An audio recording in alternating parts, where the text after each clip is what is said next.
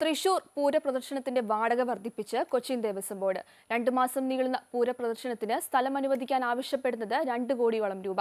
വടക്കുംനാഥ ക്ഷേത്ര മൈതാനിയിൽ പ്രദർശനം നടത്താൻ കഴിഞ്ഞ തവണ നൽകിയത് 42 ലക്ഷം രൂപയാണ്. ചരിത്രത്തിൽ ആദ്യമായാണ് സർക്കാരും ദേവസ്വം ബോർഡും പൂരപ്രദർശനത്തിന് തടസ്സമാകുന്നതെന്നാണ് ആക്ഷേപം. പൂരം നടത്തിപ്പ് തന്നെ പ്രതിസന്ധിയിലാകുമെന്ന് പലതവണ അറിയിച്ചിട്ടും ദേവസ്വം മന്ത്രി കെ രാധാകൃഷ്ണൻ ഇടപെട്ടില്ലെന്ന ആരോപണവും ഉയർന്നുവരുന്നുണ്ട്. 2 മാസത്തോളം നീളുന്ന പൂരം എക്സിബിഷനിലൂടെയാണ് പൂരം നടത്തിപ്പിനുള്ള പണം കണ്ടെത്തിയിരുന്നത്.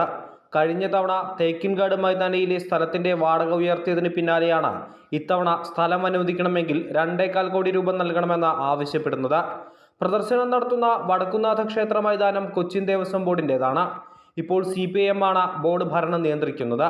പ്രത്യേക കരാറുണ്ടാക്കി അതുപ്രകാരമേ സ്ഥലം വിട്ടു നൽകാനാകൂവെന്ന നിലപാടിലാണ് ദേവസ്വം ബോർഡ്.